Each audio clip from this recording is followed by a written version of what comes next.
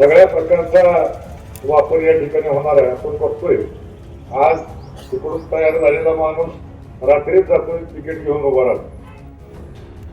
आणि आज मूळ भाजपची कोण आहे ती सापडून नाही, ती पण कुठं आहे त्याला कळलंच, कुठं आपण कुठल्या पक्षात आहे तीच कळलं. आणि अक्षरशः निराश होऊन ती घरात बसलेली. त्यामुळे सगळ्यांनी आज ताकदीने या ठिकाणी उभा राहणं आणि आपले जे उमेदवार दिलेले आहेत पार्टीनं ते निवडून आणणं गरजेचं आहे. पूर्वीच्या काळामध्ये आपल्या 2 राष्ट्रवादी असल्यामुळं, 2 शिवसेना असल्यामुळं आपल्या मसालचं डिवायडेशन त्या ठिकाणी होत होतं.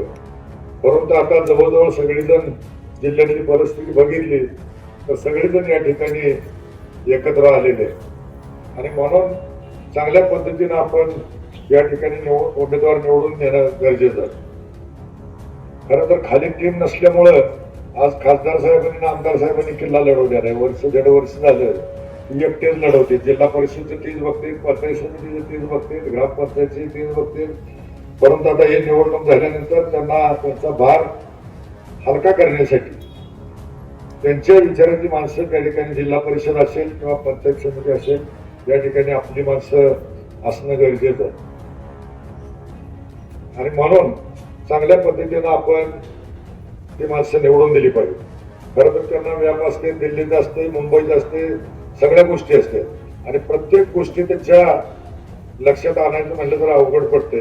परंतु पंचायत समिती सदस्य असतील, सभापती असतील, यांनी जर सर्व कामाची लिस्ट केली, मुंबईचे असेल, दिल्लीचे असेल, तर त्या सगळी कामं आपण आमदारांना खासदारांना जर दिली आणि जी कामं गरजेची आहेत त्यांनी सुद्धा आपल्या पंचायत समिती सदस्य आणि जिल्हा परिषद सदस्य यांच्या मार्फत जर त्या कामाचं नियोजन केलं तर चांगल्या पद्धतीचं काम त्या ठिकाणी ग्रामपंचायत असतील, पंचायत समिती असेल, जिल्हा परिषद असतील या ठिकाणी होऊ शकतात. म्हणून आपल्या सर्वांना माझी विनंती आहे की ज्याप्रमाणे खासदार आपल्या विचारात आहेत, आमदार आपल्या विचारात आहेत, त्याच पद्धतीने जिल्हा परिषद आणि पंचायत समिती सदस्य सुद्धा आपल्या विचाराचे असतील तर चांगल्या पद्धतीचे या ठिकाणी कामाला गती मिळू शकते आणि मोठ्या प्रमाणावर या ठिकाणी विकास होऊ शकतो. कारण आपण जर जिल्हा नियोजन मंडळ जर बघितलं तर जवळजवळ 27 जिल्हा परिषद सदस्य आहेत. ते त्या नियोजन मंडळाचे सदस्य म्हणून त्या ठिकाणी निवडून जात असतात. आणि आमदार जर बघितलं तरी 11 आमदारातले 2च आमदार तिथं त्या ठिकाणी ज्यांना मताचा अधिकार आहे असे 2च आमदार त्या ठिकाणी असतात. म्हणून जर आपली त्या ठिकाणी जिल्हा परिषदच्या सदस्यांची मेजॉरिटी झाली आणि बहुसंख्येनं जर आपले जिल्हा परिषद सदस्य त्या ठिकाणी जिल्हा नियोजन मंडळात गेले तर आपल्याला कामं होणं सोपी होईल. आजच्या सारखी कामं एकदा दिवशी तयार झाल्यानंतर अडवता येणार नाही.